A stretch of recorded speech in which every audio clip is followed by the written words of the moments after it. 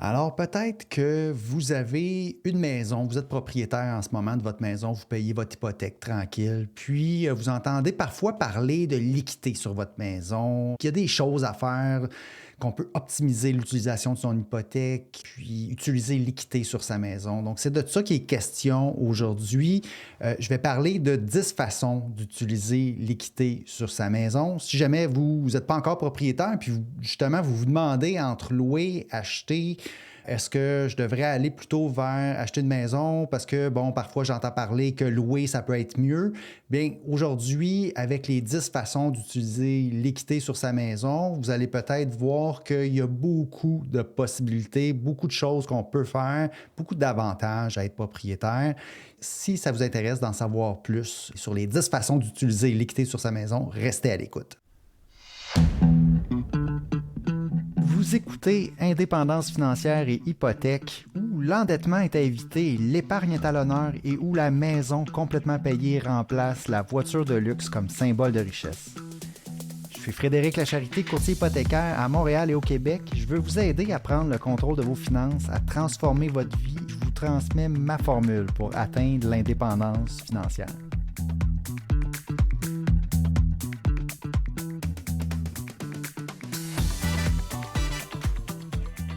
Alors oui, je commence tout de suite. C'est quoi l'équité sur la maison? Ça veut dire quoi exactement? Le plus simple, la façon la plus simple de le voir, c'est que notre maison, elle a une valeur sur le marché si on décidait de la vendre. Aujourd'hui, combien un acheteur serait prêt à payer? Donc ça, c'est la valeur de votre maison. Ensuite, si on la vendait, ben, il faudrait rembourser l'hypothèque existante. Donc, c'est de prendre la valeur de la maison, moins toutes les dettes qu'on a adossées à notre maison. Et puis, ce qui reste, c'est l'équité. Donc, dans le fond, si on était pour vendre notre maison, on était peut-être pour payer la commission du courtier immobilier, puis avec les frais, il nous resterait un certain montant d'argent. C'est ce dont il est question aussi, l'équité sur la maison. C'est la différence entre la valeur puis la dette qu'on a sur la maison. Première chose qu'on peut faire avec son équité, on peut le voir comme un investissement libre d'impôt. Okay? Si on n'a rien à faire, okay, par défaut, si on est propriétaire avec une hypothèque, par défaut, l'équité sur notre maison, c'est ça, c'est un investissement libre d'impôt. Pourquoi? Parce que la valeur de notre maison, normalement, va croître entre 2 et 5 % par année, dépendamment des années. L'immobilier a beaucoup augmenté, évidemment, dans les 10-20 dernières années. Ça ne sera peut-être pas le cas dans les 10-20 prochaines années, mais ça pourrait être aussi le cas dans les 10-20 prochaines années. L'inflation étant ce qu'elle est, les choses augmentent en valeur. Les maisons, l'immobilier, c'est quelque chose qui conserve sa valeur. Évidemment, il faut entretenir notre maison. Il y a des coûts à ça, OK? Je ne dis pas le contraire. Il faut absolument faire ça pour que la valeur de notre maison reste consistante puis augmente, évidemment, d'année en année. Mais sans s'en rendre compte, OK? Il y a un 2 à 5 % en valeur par année que notre maison prend. Puis ça, c'est l'augmentation de notre équité. C'est de l'argent dans nos poches. C'est de la valeur qui nous appartient. Je vais vous donner un exemple. Une maison de 500 000 supposons que c'est la valeur de votre maison ou la valeur que le prix que vous l'avez acheté cette année. Eh bien, si on lui attribue une croissance de 2 à 5 % en valeur par année, bien, ça équivaut à 10 000 à 25 000 par année de plus qu'on gagne, OK, en valeur, juste par le fait d'être propriétaire de sa maison. Donc, 10 000 à 25 000 libre d'impôt, hein, parce que lorsqu'on va revendre notre propriété, ça, c'est de l'argent qui a une exonération pour gain en capital, étant donné que c'est notre résidence principale. Donc, supposons qu'on fait un premier achat avec une maison de 500 000 puis même si on allait mettre une mise de fonds minimale de 25 000 il faut s'attendre après qu'à chaque année, on va faire en croissance sur la valeur de notre propriété environ 10 000 à 25 000 par année. Même si tout ce qu'on a mis, nous, c'est 25 000 là, une mise de fonds minimale sur notre propriété. C'est énorme et c'est significatif et ça, on s'en rend pas compte. quand les années avancent, c'est pas de l'argent nécessairement qu'on voit passer. On va pas à tous les mois aller vérifier la valeur de notre propriété, comme qu'on fait par exemple avec nos placements à la bourse. C'est vraiment quelque chose qu'on se rend pas compte, qu'on voit pas, mais on s'en rend compte des années plus tard lorsqu'on va vendre notre maison, puis on s'en rend compte des années plus tard lorsqu'on refinance, puis qu'on se rend compte qu'on a accès à toute cette équité-là aussi, qu'on peut faire quelque chose avec. Donc, première façon d'utiliser l'équité, c'est simplement de rien faire. Par défaut, c'est un investissement libre d'impôt qui croît à 2 à 5 en valeur par année. Puis en plus, on a l'effet de levier qui rentre en ligne de compte par rapport à ça. Deuxième façon d'utiliser l'équité de sa maison, on peut le voir aussi comme une façon de diminuer son coût de loyer. Normalement, notre loyer, notre dépense d'habitation, c'est notre plus grande dépense qu'on a dans notre budget. OK? Ça peut aller chercher jusqu'à 15, 20, 25 de notre revenu total annuel. C'est dédié à notre habitation. Eh bien, le fait d'avoir acheté notre maison, au lieu d'avoir un coût de loyer qui, normalement, les loyers, ça l'augmente là, chaque année, encore là, de peut-être 3 par année, eh bien, lorsqu'on est propriétaire, c'est le contraire. Notre coût d'habitation, avec le temps, en réalité, va diminuer. Évidemment, il y a des conditions à ça. Là. Il faut qu'on s'empêche de toujours acheter une maison toujours plus grande, là, d'upgrader notre maison pour que ce soit vrai. Mais techniquement, lorsqu'on achète notre maison, si on reste dans la même maison et qu'on rembourse notre hypothèque avec un paiement, techniquement, notre intérêt qu'on paye sur le prêt va diminuer. Donc, notre coût de loyer va diminuer au lieu d'augmenter. OK? Donc, ça, c'est une autre façon d'utiliser l'équité de sa maison. C'est de diminuer, ça vient, c'est automatique. Là. On n'a pas besoin de rien faire, ça le fait tout seul.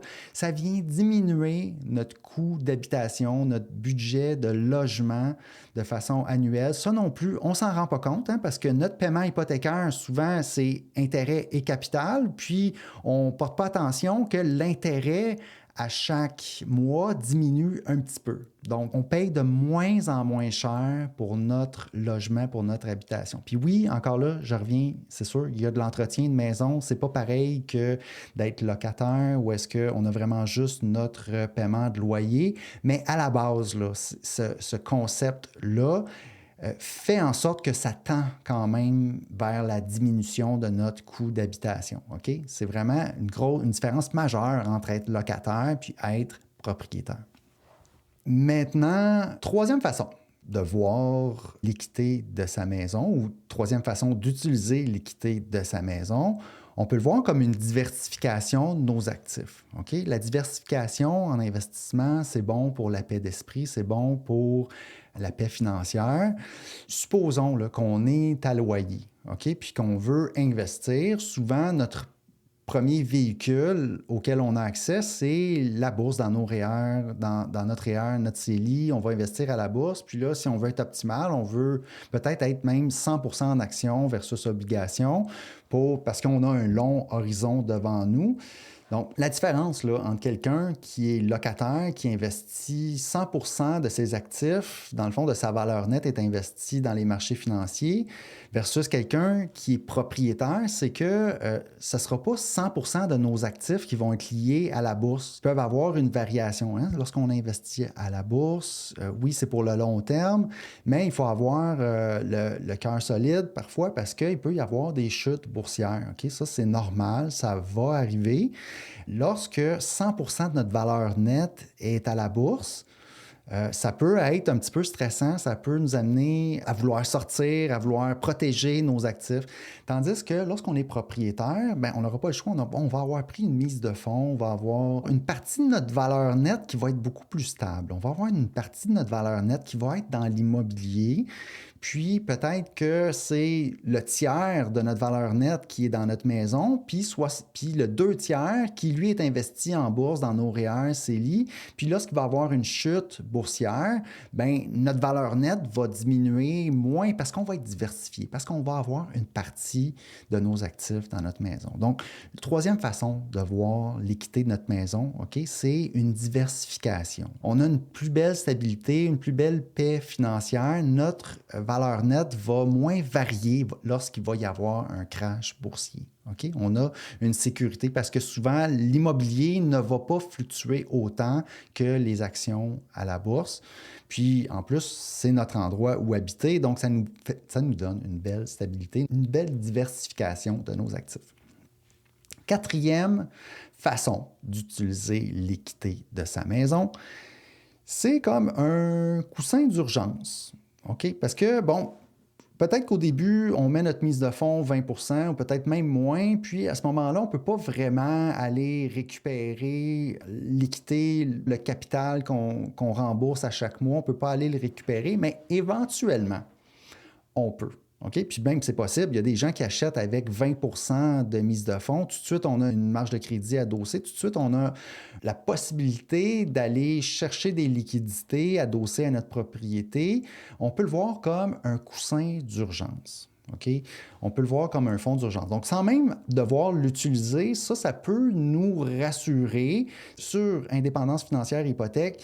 Vraiment, ce que j'encourage et ce que je fais moi-même avec mes finances personnelles, c'est d'avoir un vrai fonds d'urgence là, en passant. Donc là, ici, ce que je suis en train de dire, c'est que oui, l'équité de votre maison peut servir comme coussin d'urgence, mais en réalité, moi, j'utilise un vrai fonds d'urgence aussi. J'ai du cash de côté, 3-6 mois de dépenses, puis j'encourage tout le monde à aller faire ça parce que c'est encore mieux que d'avoir notre marge hypothécaire, par exemple, comme coussin d'urgence. Mais ici, on est dans 10 façons potentielles d'utiliser l'équité de notre propriété. On peut, sans avoir à sortir l'argent, ça peut nous rassurer, le fait d'avoir un 5, 10, 15 000 sur notre marge hypothécaire de disponible qui est là, qui ne nous coûte rien, mais qui nous rassure que si jamais il arrive une urgence, un imprévu, on a ça de côté, on a la liquidité, on ne sera pas obligé de, par exemple, aller emprunter à des hauts taux d'intérêt sur des cartes de crédit. La marge hypothécaire, c'est le crédit qui coûte le moins cher normalement dans tous les types de crédits. Donc, on a cette sécurité-là. Donc, on n'est pas obligé, mais elle est là au cas où. Donc, ça, c'est la quatrième façon. Cinquième façon, on peut voir l'équité comme une liquidité en cas d'opportunité d'investissement. Encore là, on ne fait pas nécessairement quelque chose avec de façon explicite, mais l'équité s'accumule de par, le remboursement par nos paiements hypothécaires réguliers, mais l'équité s'accumule aussi de par ce que j'ai dit au numéro 1, c'est-à-dire le 2 à 5 de prise de valeur par année. C'est l'équité qui s'accumule aussi sur notre maison, donc sur notre équité. Cet argent-là, OK, on peut s'en servir si jamais il y a une opportunité d'investissement intéressante qui survient. OK? Puis là, c'est pas tout le monde qui va avoir des opportunités comme ça.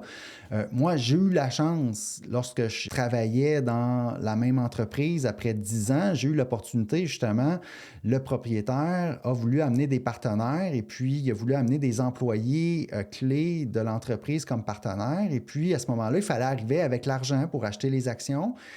Un investissement dans une entreprise rentable, où est-ce que le modèle est déjà bien documenté, où est-ce qu'on sait combien de dividendes il va y avoir par la suite. C'était pour moi un no-brainer rendu là. J'appelle ça une belle opportunité d'investissement. C'est pas tout le monde qui a ces opportunités-là, mais d'avoir eu mon hypothèque, d'avoir eu l'équité sur ma maison à ce moment-là de disponible, qui était comme une surprise parce que c'est à ce moment-là que j'ai voulu regarder comment je fais pour trouver les fonds pour acheter les actions que je voulais acheter. Puis, je me suis tourné vers l'équité de ma maison. Et puis, surprise, la propriété, le condo avait augmenté en valeur quand même significativement, plus que je pensais. Et puis, j'ai été aussi surpris de voir à quel point que c'était facile d'avoir le crédit hypothécaire pour aller justement réemprunter cette somme-là. Puis c'était facile de prendre le risque à ce moment-là parce que je le savais que ces actions-là allaient rapporter 25 de dividendes, par exemple. Donc, c'était contre le 5 d'intérêt que les fonds me coûtaient. La question ne se posait même pas. C'est pas tout le monde qui a ces opportunités-là, mais ça, c'est une autre façon d'utiliser l'équité de notre maison. Lorsqu'on travaille, surtout si c'est des investissements comme ça, des opportunités liées à notre domaine d'expertise, OK? On va avoir les connaissances pour voir que l'investissement vaut la peine. C'est une belle façon, ça, d'utiliser l'équité de sa maison, si jamais il y a l'opportunité qui se présente. Sixième façon, c'est pas une belle façon, là, mais d'utiliser l'équité de sa maison, mais on peut le dépenser. OK? Puis c'est souvent une façon que beaucoup de gens vont décider de le faire. On peut dépenser l'équité de sa maison, OK? Sous forme de marge hypothécaire ou sous forme de on va emprunter, on va emprunter, on va emprunter, puis après ça, on va refinancer, puis on va tout inclure ça dans le prêt hypothécaire adossé à notre maison. On peut dépenser cet argent-là. On peut s'acheter une piscine, on peut faire des rénovations. On peut faire n'importe quoi qui n'est pas de l'investissement ou qui est, on peut faire n'importe quoi. C'est non recommandé. Évidemment, si vous écoutez le podcast depuis un petit bout, vous comprendrez là, que de dépenser comme ça l'équité de sa maison, c'est vraiment pas quelque chose que moi, en fait, je pense que je ne l'ai jamais fait. Puis, c'est quelque chose que j'incite à ne pas faire parce que là, on va manger tous les avantages d'être propriétaire si on décide de faire ça. Donc, idéalement, si on dépense pour notre consommation, il faut que ce soit avec de l'argent qu'on a déjà gagné par le travail ou par nos investissements. Hein? On ne va pas l'emprunter. On n'est pas comme un milliardaire, là. On n'est pas Elon Musk, on n'est pas Bill Gates, où est-ce que eux, oui, c'est ça, eux, ils ont tellement d'équité puis de milliards de dollars que ce qu'ils vont faire, c'est emprunter pour leurs dépenses personnelles, puis ils vont épargner de l'impôt comme ça. Mais à notre niveau, c'est pas ça qui se passe, là. Si on dépense avec notre crédit, on va payer cher, puis on va se mettre dans le trouble. Donc, sixième façon, c'est une façon d'utiliser l'équité de sa maison, mais ce n'est pas une façon recommandable, mais je l'ai mis quand même dans les 10 façons d'utiliser l'équité de la maison. Ensuite, numéro 7, on peut restructurer ses dettes si on a décidé de dépenser à crédit pour notre consommation. On s'est retrouvé avec des soldes de carte de crédit, un paiement de voiture, un prêt piscine, des prêts rénaux, etc. On peut, évidemment, avec l'équité de sa maison, décider de restructurer ses dettes. Idéalement, moi, j'aime ça si on décide de le faire, parce que, tu sais, je fais des dossiers hypothécaires aussi comme ça. Idéalement, j'aime ça quand ça vient avec une prise de conscience, tu sais, où est-ce qu'on se dit « Ah, OK, j'aurais pas dû faire ça. Maintenant, est-ce qu'il y a une solution pour que ça me coûte moins d'intérêt? Est-ce qu'il y a une solution pour diminuer mon paiement? Parce que là, maintenant, mes paiements, je suis rendu un petit peu à la gorge, puis je ne m'en sauverai pas si je ne trouve pas une solution. » Idéalement, ça vient avec une prise de conscience, ça vient avec un plan pour vraiment diminuer son endettement. Donc, attention aussi lorsqu'on décide de restructurer ses dettes. Donc, c'est effectivement une chose qu'on peut faire avec l'équité de sa maison. Supposons que notre maison vaut 500 000 encore là, puis qu'on a seulement une dette de 100 000, un paiement hypothécaire sur un solde de 100 000, bien, tu sais, on a de l'équité. Là, on pourrait restructurer, puis on a 100 000 de dette autre, bien, on peut décider de restructurer puis de tout mettre dans l'hypothèque pour venir diminuer notre paiement, diminuer notre taux d'intérêt. OK? Mais là, il faut faire attention lorsqu'on fait ça de ne pas ouvrir la porte à plus d'endettement. Parce que là, ça, ce que ça va faire, c'est que ça va venir justement diminuer nos paiements. Donc, il y a d'autres entreprises de crédit, justement, les cartes de crédit, eux, ils vont être contents de voir qu'on a tout cet espace-là, puis ils vont nous permettre d'ouvrir d'autres cartes de crédit, d'autres marges de crédit, etc. Donc, si l'idée de restructurer ses dettes, idéalement, avec une prise de conscience, de ne plus utiliser l'endettement pour sa consommation par la suite. Huitième façon d'utiliser l'équité sur sa maison, on peut décider d'emprunter pour mettre dans son REER, CELI. Supposons qu'on a de l'espace, qu'on a un peu de retard, qu'on n'a pas réussi à remplir nos comptes. Moi, ce n'est pas quelque chose que j'encourage à faire nécessairement. C'est pas mauvais, OK?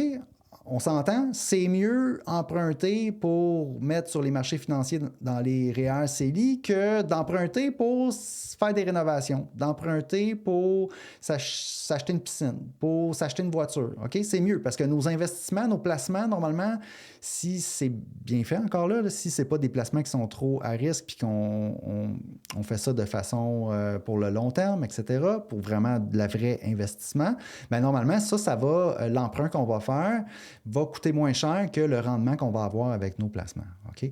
Tandis que lorsque c'est pour de la dette de consommation, c'est le contraire qui arrive. On va payer pour quelque chose qui va déprécier en valeur souvent.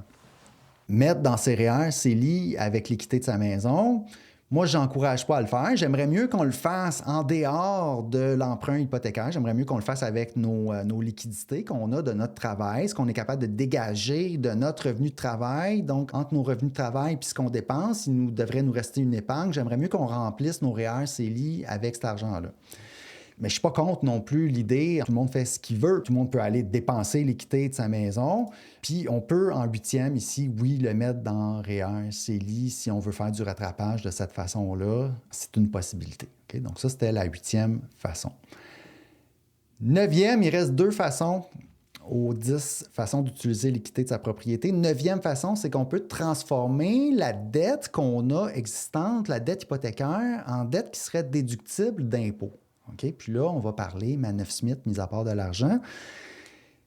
T'sais, au Canada, l'intérêt sur notre prêt hypothécaire qu'on a pris pour acheter notre maison n'est pas déductible d'impôt. Aux États-Unis, ça l'est, mais pas au Canada.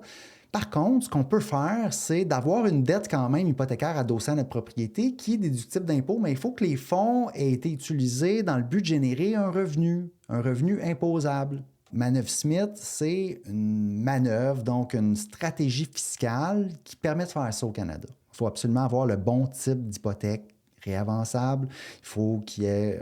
donc, il y a plusieurs critères à respecter pour respecter justement la loi de l'impôt. Il y a plusieurs détails techniques concernant les placements, concernant les comptes, la façon que l'argent va passer d'un compte à l'autre, tout ça. Mais tout ça est bien défini, bien légal. Il y a des jugements qui ont permis ces stratégies fiscales-là. Puis, beaucoup de Canadiens vont utiliser ces stratégies-là pour transformer leur hypothèque en dette déductible d'impôt. Puis, il y a 2 grandes familles. Là, on peut le faire avec des dépenses d'entreprise, un petit peu lorsqu'on a un immeuble à revenu, par exemple, au personnel, ou on peut le faire avec un compte de placement non enregistré. Là, on va parler plus Manœuvre-Smith à ce moment-là. Donc, ça, faites affaire avec un professionnel accrédité en Manœuvre-Smith pour avoir la bonne structure hypothécaire en place. Puis voilà, c'est la 9e façon. On peut transformer la dette en dette déductible d'impôt. Je l'ai séparé ici de 8. On peut mettre dans les REER CELI parce que REER CELI, si on emprunte pour investir dans ces 2 enveloppes fiscales-là, ce n'est pas déductible d'impôt à ce moment-là. Donc, c'est pour ça que je les ai séparés, les 2, mais ça se ressemble un peu, le 8 et 9. 10e et dernière façon d'utiliser ici l'équité de sa maison. Puis il y en a peut-être d'autres. Là, ici, j'en ai mis 10. Mais il y a sûrement d'autres choses qu'on peut faire avec l'équité de sa maison. C'est les 10 auxquels je pensais aujourd'hui avant d'enregistrer le podcast. Donc, 10e chose, on peut financer sa retraite. Tu sais, moi, l'objectif là, de mes clients, des clients qui viennent me voir pour leur hypothèque, j'aimerais ça qu'on arrive avec 0 dette non déductible d'impôt à la retraite. Hein? Pour arriver à la retraite avec aucun paiement hypothécaire, pour moi, c'est une très grande liberté, paix financière d'être capable de faire ça. Puis là, ce qui va arriver ensuite, rendu à la retraite, là, c'est que là, on a des revenus limités. Okay? On va avoir des rentes, des paliers de gouvernement, on va peut-être avoir une pension aussi de notre employeur, puis on va avoir nos REER, puis nos CELI, puis on va retirer comme ça. Peut-être on va avoir un petit job à temps partiel. Nos revenus, normalement, à la retraite, là, ça va être limité. C'est un peu ça que ça veut dire, la retraite. Donc, idéalement, on voudrait ne pas avoir de paiement hypothécaire. Mais peut-être qu'on a justement notre maison qui est payée, rendue là, puis qu'il y a une grande valeur, mais qu'on n'a pas beaucoup de revenus. Peut-être on s'est concentré sur rembourser notre hypothèque, puis c'est correct. Mais là, on se retrouve des années plus tard avec peut-être une maison qui vaut 1 million, puis peut-être un petit 250 000, 300 000 en placement ou avec des petites rentes de retraite. Puis là, on se dit, Colin, est-ce que la seule façon vraiment de profiter du million de dollars de la valeur de ma maison, c'est de la vendre? Bien non. Il y a différentes choses qu'on peut faire à la retraite pour soit se faire une rente supplémentaire pour utiliser vraiment l'équité de sa maison, pour utiliser cet argent-là. On a travaillé fort toute notre vie pour avoir une maison payée ou presque payée. On aimerait peut-être ça, pouvoir en profiter rendu à la retraite. Donc, il y a des solutions pour ça. Il y a 2 grandes catégorie de solutions. Pour moi, c'est l'hypothèque inversée où on peut avoir aussi la marge de crédit hypothécaire, idéalement avec intérêt capitalisable. Okay? L'hypothèque inversée, des fois, c'est la seule solution. Ça coûte un peu plus cher, mais ça, c'est lorsque, justement, on ne travaille plus puis qu'on n'a pas beaucoup de revenus. Parfois, ça peut être la seule solution qui nous reste. Mais si on y pense un peu d'avance, avant de prendre notre retraite, on peut structurer notre hypothèque, justement, pour avoir une marge de crédit hypothécaire avec intérêt capitalisable. Puis là, à ce moment moment-là, ça nous coûte moins cher. On optimise notre situation si on est capable de le prévoir un peu d'avance avant notre retraite. Puis après ça, ça nous permet de continuer notre retraite et d'utiliser cette fameuse équité-là. Hein? Elle n'est pas bloquée, elle n'est pas perdue, elle n'est pas juste débloquée si on vend la maison. On est capable d'utiliser l'argent, l'équité de notre propriété. Oui, il va y avoir un peu d'intérêt, mais ça peut être correct aussi. Là. On veut pouvoir dépenser ça. Idéalement, on peut arriver à notre décès à zéro. On n'est pas obligé de laisser un héritage à nos enfants si ce n'est pas dans les cartes pour nous. On est bien mieux on ne va pas se priver pendant notre retraite pour laisser un héritage à nos enfants. On ne fera pas ça. Ben non, on veut profiter de notre argent qu'on a durement travaillé. C'est à nous. Puis si on ne veut pas vendre notre maison pour devoir le faire, on peut financer une partie de notre retraite comme ça. Il y a des solutions qui existent, hypothèque inversée, marge hypothécaire avec intérêt capitalisable, etc. Il y a plusieurs solutions. Donc ça, c'est une autre chose qu'on peut faire avec l'équité de sa maison.